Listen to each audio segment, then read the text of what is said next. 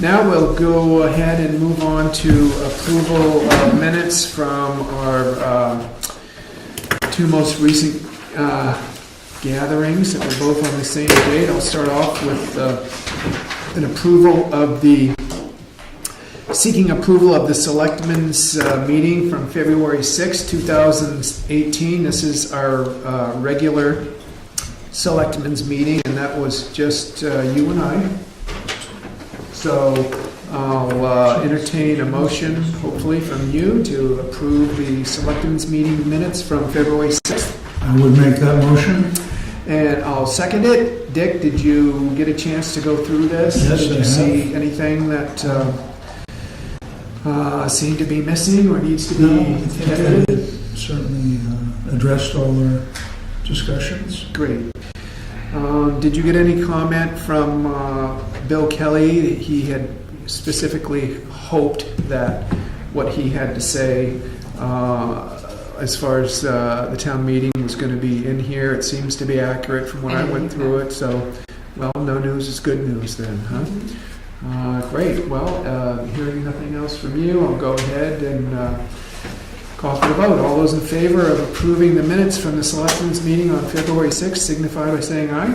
Aye. Aye. Very good. Thank you. Next set of minutes is we'll move to is the minutes from the same evening for the budget hearing. And again, that was you and I. This was budget hearing number 2. And have you had a chance to go through this? Votes look accurate, everything. Gloria Hutchings submitted meeting minutes, very thorough job. The very best she possibly could. Yeah, and so I'll go ahead and ask for a motion to approve the minutes from our second budget hearing on February 6th. I would make that motion. And I'll second too. And we found nothing in here that seems to be missing or overdone in any way, shape, or form, and neither did I. So all those in favor of approving the minutes from budget hearing meeting number 2, say aye. Aye. Aye. There we go. Great.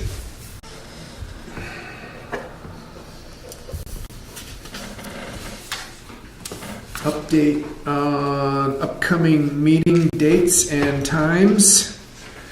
We've got town elections are coming up, and that is on Tuesday, March 13th. The polls will be open from 8 a.m. to 7 p.m. at Whitney Center. And then on the Thursday of the same week, March 15th, is our town meeting, and that will commence at 7 o'clock sharp. Please be on time. And then the final meeting in March will be March 27th. That's a Tuesday. That'll be 3:30 p.m. right here. Our April dates are set both on Tuesdays, Tuesday, April 10th and Tuesday, April 24th. Both of those meetings are scheduled to begin at 3:30, and we hope you can join us for those meetings as well. First part on the agenda that is open for public comments. Are there any comments from the public? Sarah? Yes.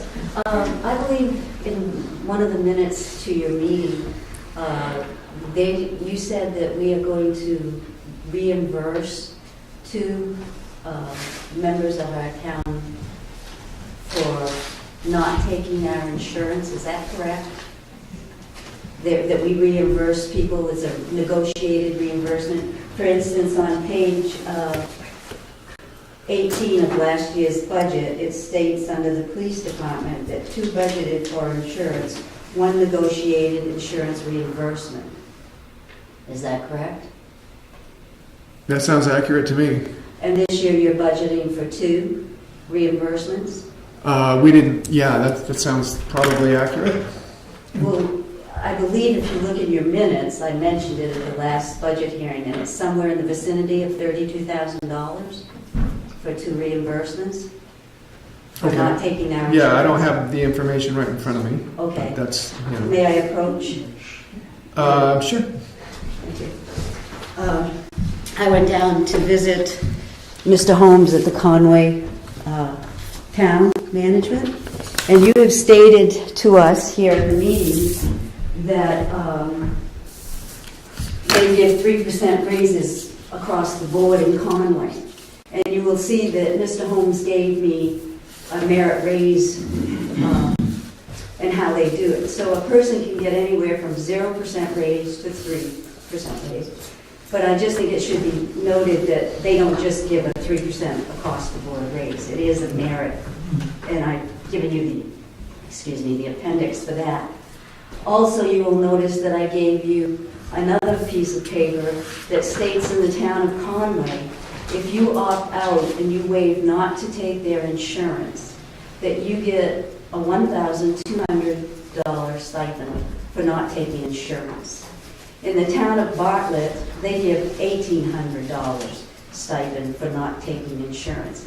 I would like to know if you could explain to me why in Jackson we feel that we have to pay $17,000 per person for not taking our health insurance, and they have to prove insurance, so I'm assuming possibly their spouses have it. So we're paying $17,000 for someone not to take our insurance. And that's twice, because if that's it's either $32,000 or $34,000. We're paying two people for not taking insurance. Could you please explain how you came up with that figure as a negotiation reimbursement? Sure. It's actually sounding like an agenda-length item, and I think the best way to spend quality time on this would be to put it on the next agenda, and between now and then look into that in detail and get our facts all clear and spend an agenda-length amount of time on it. I'm happy to do that. Okay, I thank you for that, but I think it would be appropriate if I could say this, that I would like that information. I'm not trying to tell you what to do, but I would just think it would be nice if, when I bring it up, and I will bring it up at the budget hearing on March 13th, that we have an answer for that. I think it would be appropriate. Yeah, okay. That's my opinion. Thank you. Our next our elections are on the 13th. You mean at the annual meeting, Yes, March 15th? At the annual, because we won't have another Selectmen's meeting. March 15th. Yeah. So I guess I'm asking if you could possibly get an answer to that to me before then. I would greatly appreciate it, but I am giving you forewarning that I will be asking it at the town. We will work diligently to have that information for you I on the greatly 15th, appreciate it. and if it's all possible for us to have it, we will. Any other B? A year ago or more, on Highway 2, they all have CDLs now because it's in their policy. I thought they were looking at it. Yeah, working towards a CDL. Joe is still working towards his CDL. He's passed the written exam and scheduled the driving exam, and that should be coming up soon. Any other questions or comments? Okay, well, if you come up with any in the interim, there's another spot later on the meeting list to provide your comments to us. Building inspector's report is up next. Kevin?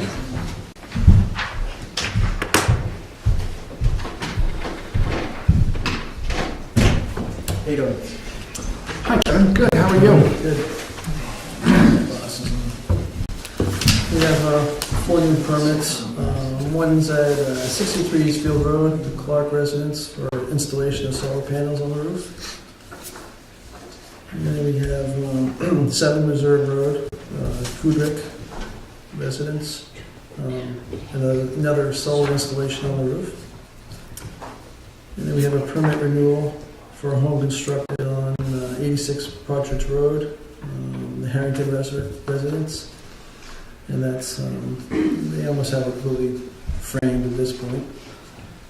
And then we have another renewal for the basement remodel and addition of a mudroom at 36 Sarah Hill Road, and that's the Beasley residence. And that's it for this week. All right. Busy week considering it's winter. Anything else? No, just guys scrambling to get concrete in for road bands are coming on. Mm-hmm. So I think they're big job they're going to pull on Thursday morning. Right. I was just going to say. 24 hours. Yeah. Last minute. Yeah. So. Absolutely. Solar installations, do you look at the roof structure? Yeah, I basically do to make sure that, we take that into account, that make sure the snow is gonna slide or the roof can handle another load like that. Yeah, and, we look at that, without a doubt. And I had a question about the log cabin that's up Dundee Road. Yep. What the status is right now? Well, it seems to be an Airbnb or Across from Mountain View. Yeah, it's in. it's on the left, Somebody's. just below. Oh, the little cabin, Yeah, the little- yeah, that's an Airbnb, right, yep. The old gold bridge. Yep, and they still have, they Sitting- suppose electricians going there to fix the electrical installation. If that's your question. I was going to ask about that. Yeah, co-op Is- finally put a pole in, Yeah. and that was, before Christmas. And now it's up to the electrician. And But there is a. he's scheduled to go there to do that, yes he is, yeah. Okay. So, yeah, that happened with there was an egress window there, and I talked to the owner before this all happened. And they put new service on the place, but they hung the old line right to the ridge right there. And basically you open up the egress window, the wires are right there. And then I noticed too, the co-op, the wires were too far off, they were too close to the ground. So I called up the foreman from co-op, sure enough he came up and he couldn't believe that his guys did that. And I said, what are we going to do to fix it? So the situation was put a new pole in to get the wires not go across the line and then to change out the rest of the new service. So they're going to pop up right through the roof. Okay. So that is scheduled to do. It's either next week or week after. So. Very good. And just to give you, serve you with some notice, on Tuesday, February 15th, I was asked to go to Jackson Grammar School to be interviewed by the students, and before I left, I told them I thought you'd be a wonderful person to come and subject yourself to a 30 to 45-minute interview by the students in the schools. Yeah. Yeah, they thought that would be great, especially with their little gazebo project. Right. Yeah. coming I'm up. familiar So, with that. Yes. Yeah. They'll be in awe of Yeah. you. There's no Okay. question. So. All right. All right. Sounds like a plan. Thanks, Kevin. All right. Thank you. All right. New business. Ski touring parking. Bree, Hi. is that why you're here? That's why I'm here. Come on up. Oh. Sure. If you want. Well, yeah. I didn't prepare a speech. We don't need one. How's it going? Good. Good. Yeah, this game's great. Excellent. Good conditions out there. So what have you got to share with us about ski touring parking? Not much. Okay. Well, just We've been to, having a nice busy winter. It's something that we encounter, every year on nice busy weekends when skiing's great. Lots fill up.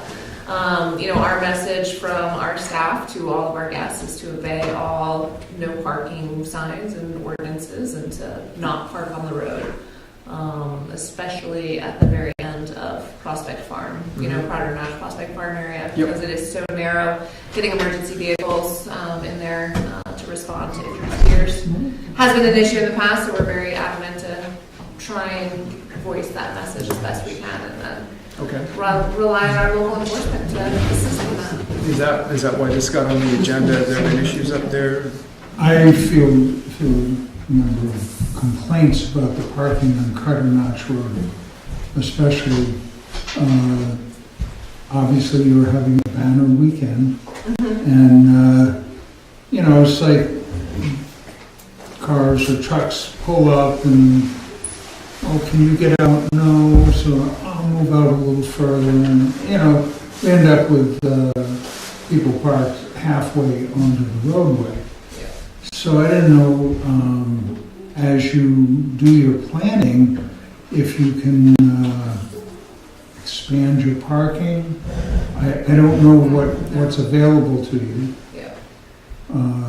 We're pretty well landlocked. We That's a at private least landowner, right? yes, on both sides, and the Wildcat, scenic river designation right there as well. So that particular lot at Woodchuck Fields, or down just below Moody Farm, no options for expansion, unfortunately. And then at the very end of Carter Notch Road, we received permission from Valentine landowner to actually pay to construct the lot on his family's land. And we built that lot 4, 5, 6 years ago, something like that. So potential for expansion in that area is maybe a possibility for permission of the landowner.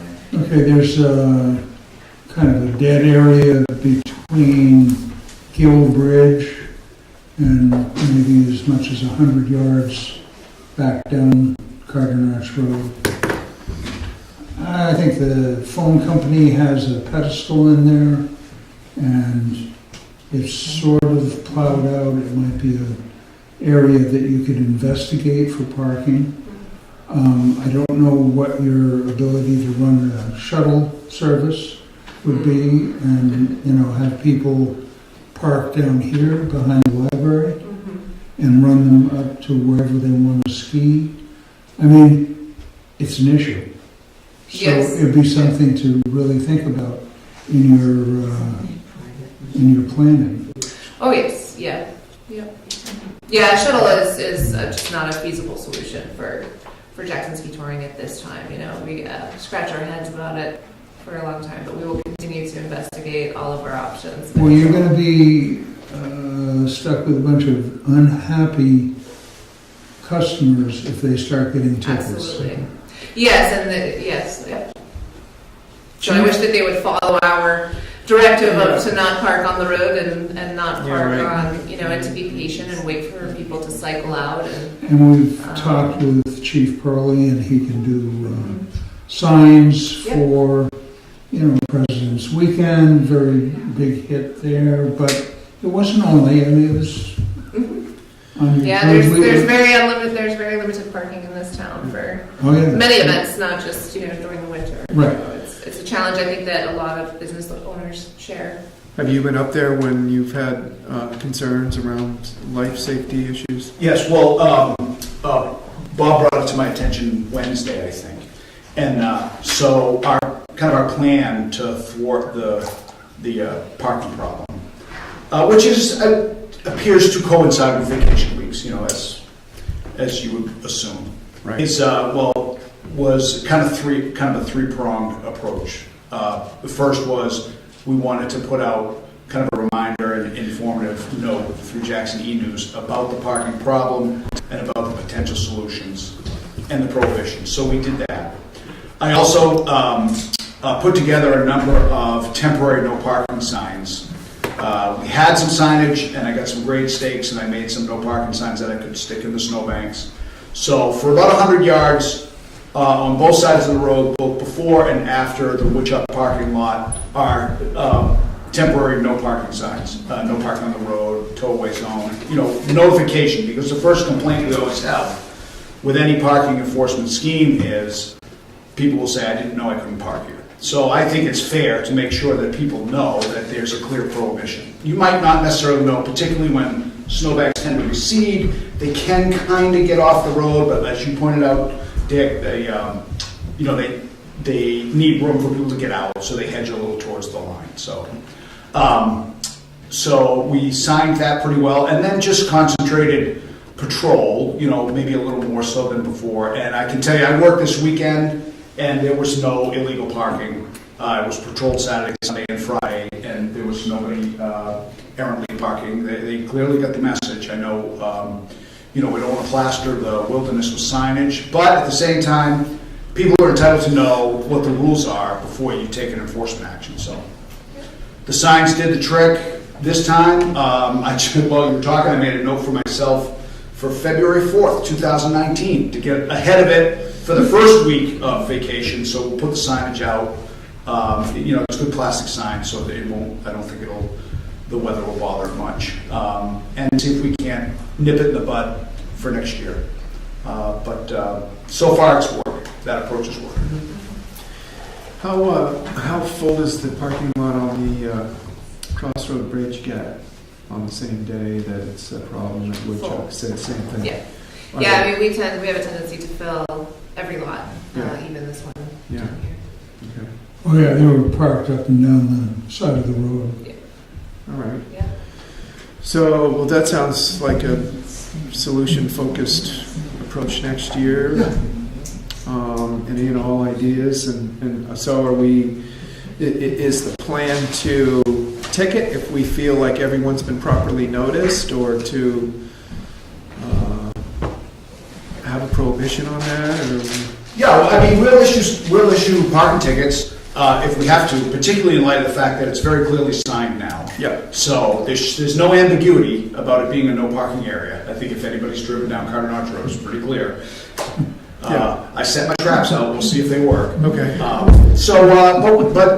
as oftentimes you put the signs up, people are like, oh, I can't park there, so they don't. So Yeah. we have the enter, but if we have to, we will. And of course, the fallback to that is you remove the vehicle, because particularly in the winter, they can't be there overnight, because the state can't plow, the town can't plow, we can't leave vehicles laying around. So we will issue a summons, but then come nightfall, if the car's not moved, we'll have to tow it.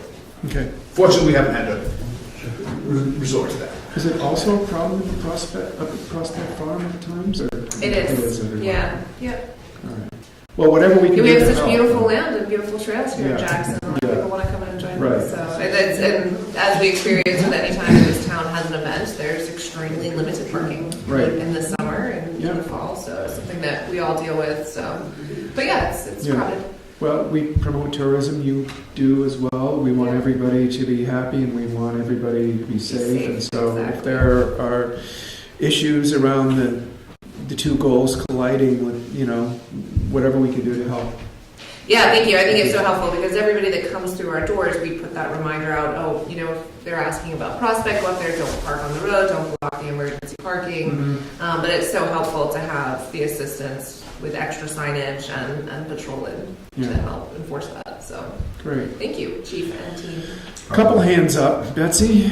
Well, I had a question. The area to the right, just below that parking area at the end of the road, the end of Carter Notch Road, where it says no parking turnaround. Now that we have an area further up the road where a truck could turn around, is it possible to allow 3 cars or so to park there?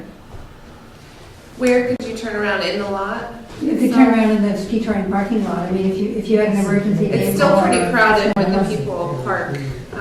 We've had a situation, I used to ski patrol for Jackson Ski Touring, and people park, it's really hard to get an ambulance to turn in and around there, so that plow out on the right is kept clear for emergency vehicles. And I would suggest that it stay that way. It's not, it would give us more parking for skiing, but, we had a situation where we needed medical attention, and having that spot would have been very helpful. I'm sorry, what was she talking about? So just south of the parking lot at the end of Carter Notch Road where it says no parking, turn around, Yeah. I wondered if that could be used for parking, but obviously no. It's an old turnaround. Pat, your hand went up. Did you want to weigh in on that topic? That's before a we- fairly new turnaround because we had to build it because the previous the new turnaround one. isn't technically on Jackson land. Right. And, I mean, we have to keep it because if it was up in the big lot, we wouldn't be able to turn around if there was 4 cars. So, and it's fairly tight up there, so, and I think that's fairly close. Technically, that's the end of the Class 5 road. It goes, Class 5 ends there and turns into Class 6, and it's not exact records anywhere, but we put that turnaround pretty much, I think, about where the Class 5, Class 6 stops, Yeah, I believe. that's why it ended up there. We found out it needed to be extended a little bit more. Sarah? Yes, I was just wondering if you could give me a guesstimate as to how many people use the Ellis River Trail that cross over in front of, on Green Hill. Just a fun guesstimate. How many thousands? Jackson Ski Touring, it varies from year to year, but we generally see about 30 to 35,000 skier visits each year. Where they go, I can't be specific and say. The Ellis River Trail is definitely our flagship trail. That is a very fuzzy number. We don't scan, as a typical alpine area would. We are not scanning tickets. So we come up with that number. We assign about 12 visits per season's pass holder and we combine that information with daily sales that we do through our point of sale. So it's definitely not an exact number, but that's a nice general shot in the dark. Well, I happen to live on Green Hill Road, and I don't know if the sign, I've never got out of my car to check, but do you have a sign there that says, please cross the road as quickly as possible, take your skis off? You know, I mean... It says caution road crossing. Oh, Yes, okay. and that is actually an area that we would love. It is very difficult. The town or somebody to help, pedestrian crossing, DOT sign. Not sure how to go about getting one of those. I've already tried to do that, and this past December, I was told that signs would go up, but they haven't gotten up yet. Oh. Well, we have a caution road crossing sign, as we do at all of our road crossings on our trail system. Well, I'm glad to hear that you would be in favor of putting up pedestrian signs or something. Oh, absolutely. Anything that keeps people safe. Any other comments on the ski touring parking issue before we move off? And thank you, Bree, for coming. Appreciate you making yourself available to discuss the topic. And sounds like we've got a relatively proactive solution in place. And Yes, yep. It's very good helpful. luck. Thanks again, and congratulations on a good year so far. Yeah, so, up and down, but Yeah. we've been having fun. Great. Yeah. Excellent. Thank you. Yeah. Housing group update is next on the new business agenda list, and Betsy's here, Scott's here. You want to give us a brief update on your progress so far with the housing group and where you're at with things? Sure, I think things are underway. We've had the steering committee's had 2 meetings so far. The first meeting was with the consultant that we hope to hire through the grant that we hope to have approved at the town meeting. In brief, at that first meeting, Betsy maybe ought to add some to that, because I wasn't able to make that meeting myself. But we did some strategizing, in particular some pre-town meeting strategizing as to what the group might do to put some information out to the community, help generate support for the effort. And originally we were going to have sort of a fundraiser event at the Shenandoah, but decided that providing information was probably a little bit more important than the fundraising aspect of the Shenandoah event, and that the Shenandoah probably wasn't the best venue to provide information, to have conversations, etc. So that meeting or that event is now going to be at either the library. Ends up probably the old library, the town spot there. And so again, that'll be an event intended to provide some information to the community as to what the process is going to be, what we're trying to achieve. It's a little bit vague at the moment because the process is in part to determine what we might pursue. And also that the process involves an outreach to the community to find out, what the community wants, what the community needs. And so a lot of that's going to drive what we do with the consultant after town meeting, if we do get the grant at town meeting to hire a consultant. Anything else? Well, I just want to add, there's always confusion, I think, about it, and there's bound to be some misunderstanding that, we're planning to bring in people who have nothing to do with the area, nothing to do with the town or whatever, into town and try to house them or something or other. And that's really not it at all. We're looking for what people feel are necessary solutions. Are people finding that their children can't move here because there's no workable housing for them? Are they finding that they're senior citizens and they want to stay in the area but there's no place for them to live? What are the issues that they're looking at? So we as a town would then focus on what we need to do. And so this April 6th meeting will be to try to, March 6th, sorry, this coming Tuesday, at the old library. It'll try to be a session where we're letting people know what are some of the ideas that we're looking at and some of the approaches that we want to have to be able to make sure we're getting people's thoughts and ideas. So it's really just going to be an information giving and getting Mhm. about what would be involved in this grant, Mhm. if we in fact get it. Great. Well, And with the town meeting coming up just a few days later, the more information we can put into the community so that people are a little bit better informed at the town meeting when they're voting on the grant, all better. yeah, excellent. And I knew you had met since we previously had a selectmen's meeting, so I appreciate you guys coming in and kind of giving us your update. Dick, have you got any questions or anything? No, that meeting on the 6th will be at the old library. Yes, thanks to the town having that space available to us, it's great. It'll be at 7 o'clock in the evening, and we haven't really, we're still trying to pull together exactly how it's going to work, so we'll get word out very quickly as soon as we're organized enough. And that'll be big enough, you figure, for the, It holds, I People think, 50 people, something like that. oh, that's, We'll be overjoyed if we get 50 people. At this stage. And maybe we can get Hank to come and film it for us if we have overflow that we have to keep outside the door. You might be in Florida, but if you're not, you got a gig. Yeah, it depends. When is it? March 6th, this coming Tuesday. You're leaving the 5th, aren't you? The 8th. The 8th. Oh, perfect. So, Under the door. I could possibly do it. Thanks, Hank. Yeah. Excellent. Sarah, did your hand go up? Yes, but she answered it. She said it was at 7 o'clock in the Okay. evening. She had said the time, date, but she hadn't given the time. Thanks. Any other comments or on the affordable housing grant efforts going on in town? Dee? Where are they planning to park this? Oh, there's no plan to put anything anywhere.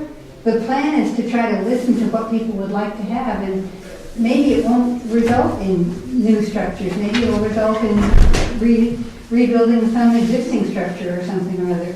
So it's really an opportunity for us to hear Like what people want. Huggertown at Black was. I'm sorry? Like Huggertown at Black. Oh, dear. Well, that's what it says. Any other comment? George? Is the Economic Council involved in the group? Peripherally, they're involved with the Housing Coalition of the Valley, and so we're working with the Housing Coalition of the Valley. When we raise some money for this, we're getting it donated to the Housing Coalition in the Valley, and then when we have a bill to pay, we'll authorize it to them and they will pay the bill for it. So yeah, it's connected in one way or another. And they're acting as our fiscal agent so that any donations. No, I'm asking you to look at our issue as an economic problem as well. Absolutely, Yes. And that's why I asked, you're right. is the Economic Council involved in Jackson's group? Not directly, but housing is, I think, what the hope is through the efforts of the Economic Council as well as the Housing Coalition, that stuff like what's happening in Jackson will start to happen throughout the valley. The Economic Council, certainly can't make regulatory changes in Jackson. That has to come from within Jackson. And so I think their idea would be to provide support in an umbrella sort of fashion, but see stuff like what's going on right now in Jackson also happen in other towns in the valley. Kind of do it in that fashion. Does that answer your question? Almost. Anyone else before we move on? Very good. Next up, liquor license request for yesterday's restaurant. And anyone on the board got an email since our last meeting informing us that yesterday's restaurant intends to pursue a liquor license, and we got a letter dated February 14th from the Liquor Commission informing us that yesterday's restaurant of Jackson, Inc., Sarah Lord, President, has made application to the Division of Enforcement for a restaurant, beverage, wine, liquor license under the provisions of RSA 178-21, establishment located at 100 Main Street. And this is the notice where the Liquor Commission hereby provides the city, town of Jackson with notice of the application, informs you may submit data, views, comments, or other materials or evidence with respect to the potential issuance of the liquor license. And we were asked to weigh in by yesterday's with a letter of support. And so there was a draft letter of support that was produced for us to discuss this meeting, dated today, and it says the town of Jackson, New Hampshire acknowledges Sarah Lord as owner of yesterday's restaurant. The town has no issue with Sarah Lord and wish to give our permission for this business to serve alcohol at this establishment at 100 Main Street with a liquor license properly obtained through your office. Normally, these liquor licenses are more or less a continuum of existing liquor licenses that we get that need to be renewed on a yearly basis for seasonal off-site serving, but this is a new permanent request coming in from yesterday's restaurant. Dick, have you got any thoughts? No, I have no issue with it. I think that they just want to do a Sunday brunch, Bloody Marys and mimosas and whatever, but I don't believe that it's become a bar, it's not trying to do a liquor business over, say, as a, where do we have, we don't have any bars, do we? The Thompson House closed. Yeah. Well, they've got a bar, a little bitty bar in there. Yeah, well, anyway, but I think that she just wants to be able to serve along with the brunch. Mm-hmm. Anyway. Okay. So she had asked us to provide the letter stating that we did not have an objection, and that's what this letter represents. Does anybody have any thoughts or comments that they'd like to weigh in on with before we continue to discuss it? Doesn't look like it. Would you like to make a motion that we sign the letter that states we have no objection for the liquor license application? I would make that motion. I'll second it since John's not here. Anything else you want to add? Mm-hmm. Call for the vote. All those in favor say aye. Aye. Aye.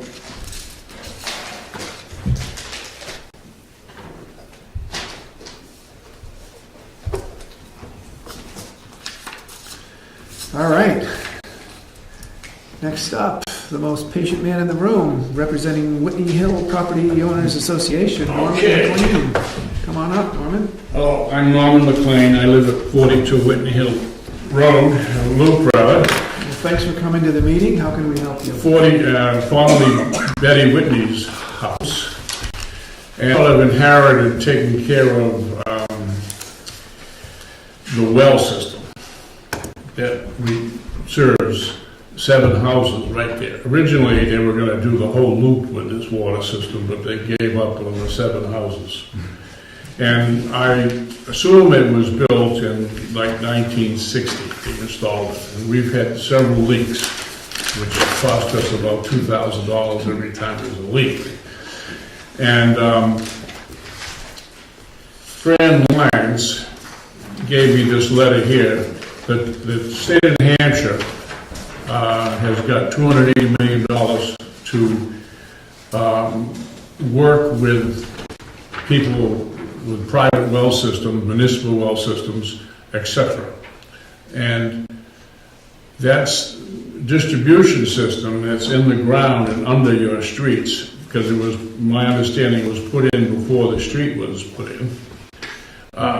It's 60 years old, and I know the piece that goes underneath.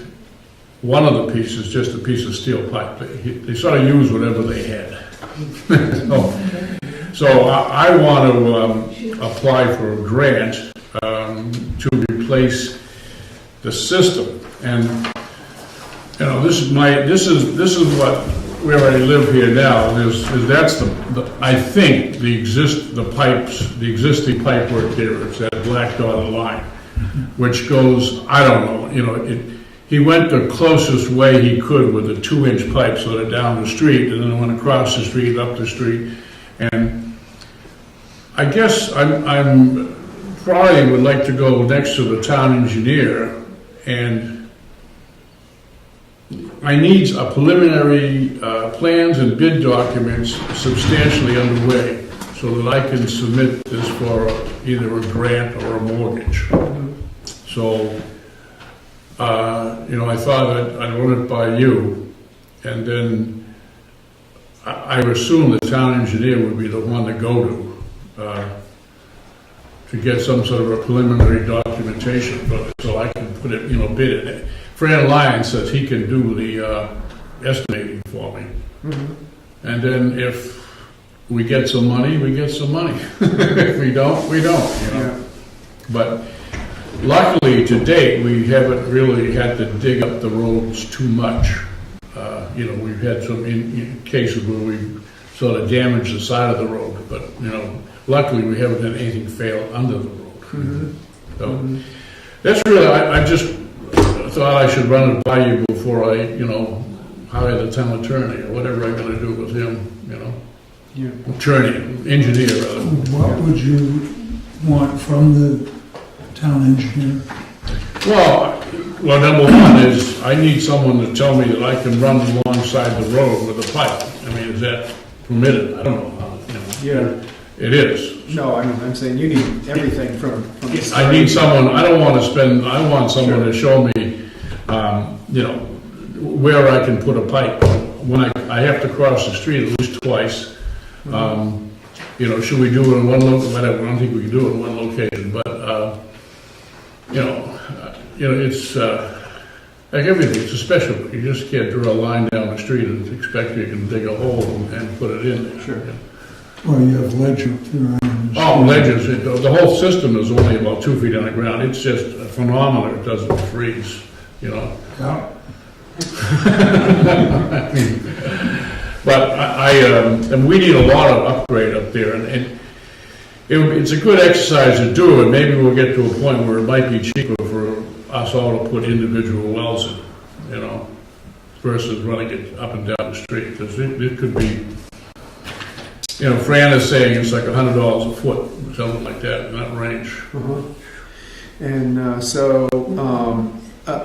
certainly Burr does work for towns. Burr Phillips, our town engineer, he does work for private businesses as well. He's available for hire. I'm sure we can get you the contact information if you don't have it. You need some engineering input, and then you need somebody with the ability to write the grant, and this is going to be your plan A. Yeah, well, I figured I'd ask you first, and there's no problems, I guess, Yeah.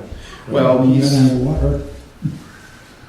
But I can see where, you might weigh it out and say, okay, these 2 lots could share a well. Yeah. And then maybe these 2 could share a well, and then... Are these all drilled wells down there? Jay and Pat, do you know? No, it's a drill well. All the other private homes are drilled wells. We have excellent water, and, I don't know if you know, but the building is right on the street. It's little, almost like the pump house. 4 square, no, not a pump house, it's like a 4 square foot little building, almost like an outhouse, that sits on top of this foundation that goes down 8 feet, and there's probably a 4,000 gallon tank in the ground.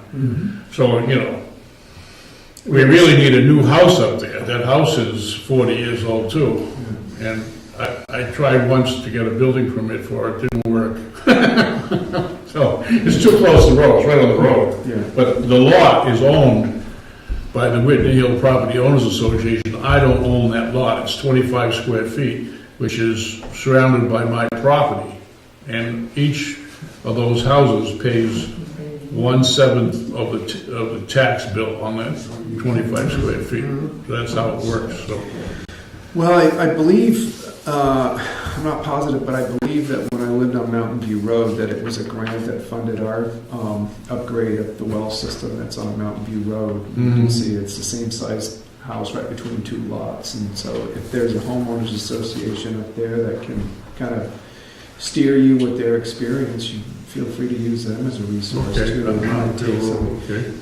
It's right on the road. You can see it when it's right to the right of the gambrel with the glass front Mhm. there. You see it right on the road. And so there may be some history up there of writing this grant, and they're able to give you a copy of the one they wrote if it was the same program, because they kind of issue these things every now and then. Might help you expedite things along, teach you what they needed to provide in the way of an engineering report. It might be a good resource for you. Yeah, okay, I will do that. But other than that, yeah, I mean, as you dig into this thing, if there's anything we can do to help with advice or whatever. Okay, well, thank you. Thanks for coming in. Okay. All right. Thank you. Betsy? Before you move on to old business, I think I had asked, but maybe I didn't, Julie, if I could be on the agenda about having another march. Oh, I think Julie just said you were going to add in to the end of your conversation. Oh, I'm sorry. Okay, I didn't realize that. At any rate, with all the gun violence that's been going around lately, I'd like to have a nonpartisan march that would open up ideas against continued gun violence, looking for solutions. And so there's going to be a nationwide march in lots of cities on March 24th. And I've gotten permission from Chief Purley to do that in Jackson, if that's okay with the town. Dick? I'm ready. I think it's almost operational for us at this point when people want to do something like that and they go through the permitting process. It's nothing that we really feel like we need to weigh in on, whatever the issue is, as long as the logistics are covered with all of this stuff. And almost got this down to a science at this point, don't you? No bodies left in the street. You got it figured out. Yeah. So absolutely, whatever you can work out with the department heads that need to be involved is fine with us. Good luck with the march. Thank you very much. You're welcome. Thank you for taking the time to do that. Okay, so now ready to move on to old business. So we'll add that for the meeting minutes. That will be 6E was the march, we'll say. And then transfer station updates. A march in March. A march in March. Sound like we just fell into a Dr. Seuss book or something. I'm reading them. I'll bet you are. Ring bomb. Excellent. That's fun. Really fun. So, transfer station updates really didn't have anything specific that John provided us. However, it is time to take another look at the scrap metal contract. That'll be coming up in the spring. I think, Dick, you wanted to kind of weigh in on this. I don't know if we had minutes that we didn't catch that didn't quite. I may have made a mistake in attributing a letter to Roger Labby that he did not write, and somehow, in my mind, he did, but it wasn't. It was Dawn up at the transfer station about the scrap metal, so I would like to apologize if it was me that put that out as Roger's letter, and I guess to correct it, just say that, Don had written the letter, and other than that, I think we'll take it up at the next transfer station meeting with Barbara. Yes? I got a quick question about the transfer station and the metal.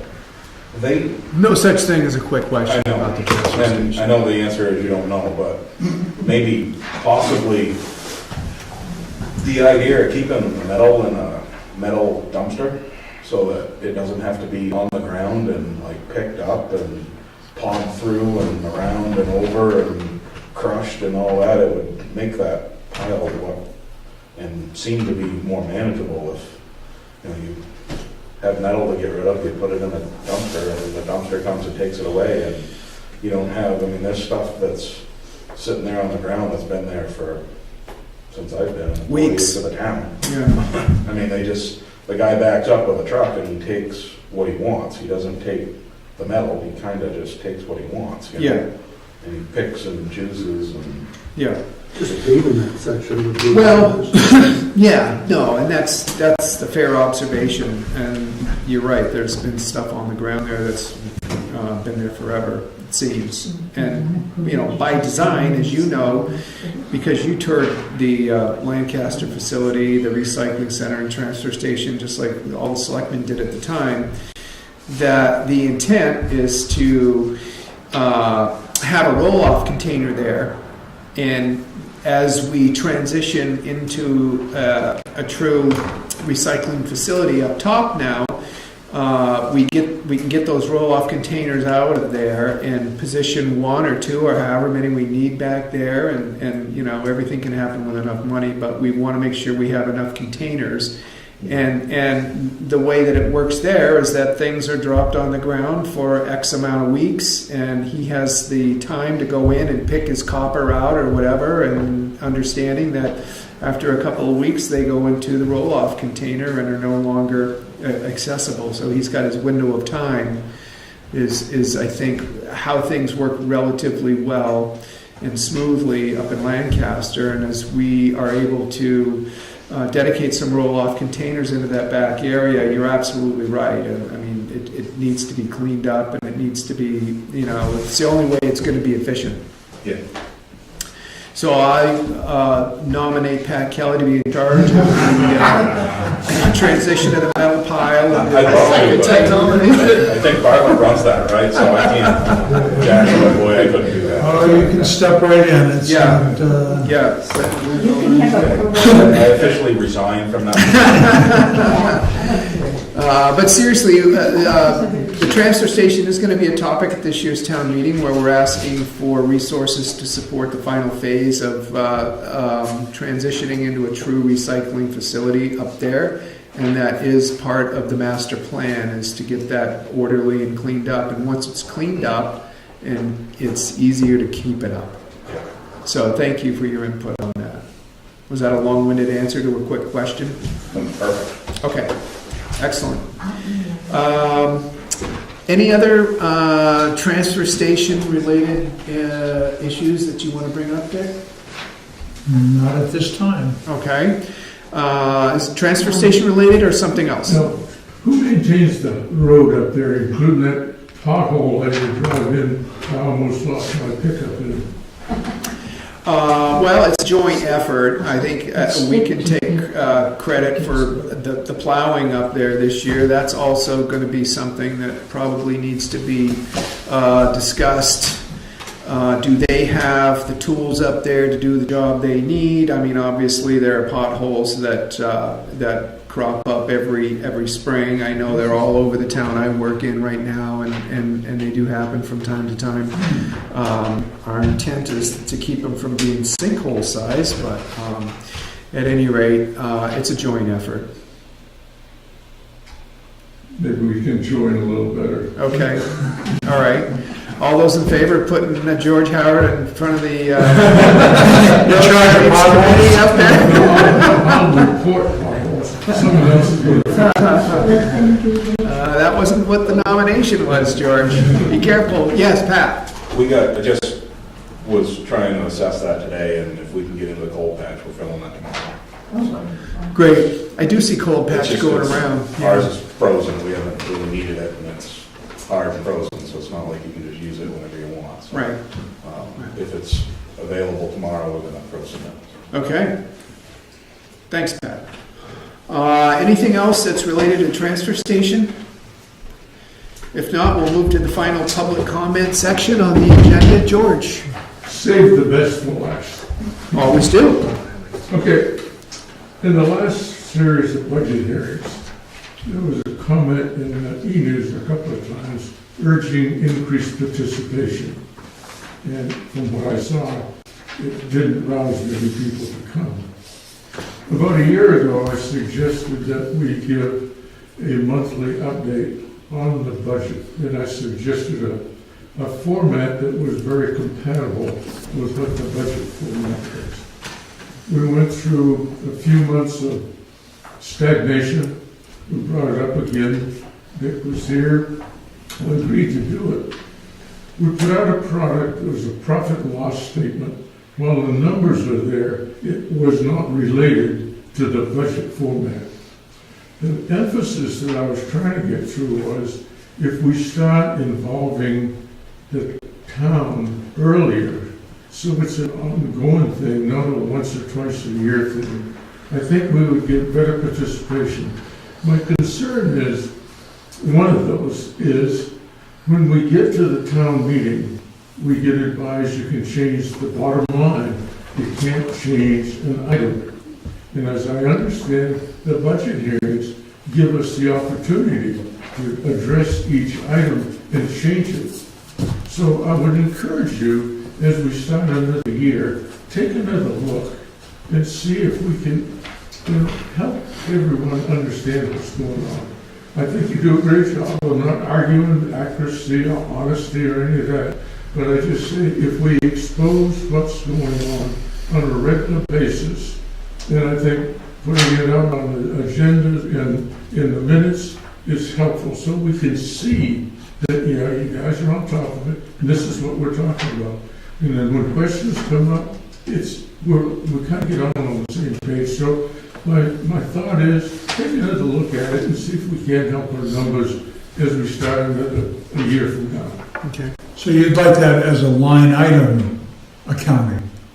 No, what I'm saying, if you look at your proposed budget, Yeah. the three items that I had mentioned are all on there. What we appropriated, what we spent, and the percentage. And if we did it by department head, as they manage, they're the managers of their own budget, then we have a better feel, from my perspective, that you have a better feel of what's going on financially. But you'd like to see that for each category of the budget? Each department head, they're the managers of their budget. That's what you led me to believe. So that's all I'm saying, See how they're doing. Yeah, put it out so we see the numbers. We can see where we are. And they're going to fluctuate, I understand that. And that's part of the process. But keep us informed of what's going on. School district does it every meeting. So that's my thought. Give it a thought. If you guys are adamant you don't want to do it, so be it. Well, I know we've been reading that into the minutes on a monthly basis, and that's been done by you. I think we've been doing the budget and where we are with the budget year to date, and what George is looking for is a department by department accounting, not a line by line, but for each department, how are they doing? So, thank you. We'll take that into consideration, and we'll include John in the discussion and see how we feel about that. I think, are we still posting the year-to-date budget? Quarterly. That's what it is. Yeah, and that's always posted out in But that's the it's on highway a profit too. and loss statement. Oh, I understand it's different, but I mean, we want to be as accountable as we can. Keep it similar so we're all on the same sheet of music. Thank you. Okay, thanks. Any other public comments? It's getting dark.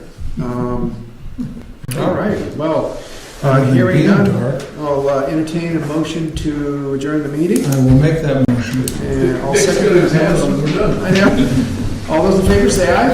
Aye. Thank you all for coming. We're glad you were able to stay. We look forward to you coming back and attending another meeting sometime in the near future.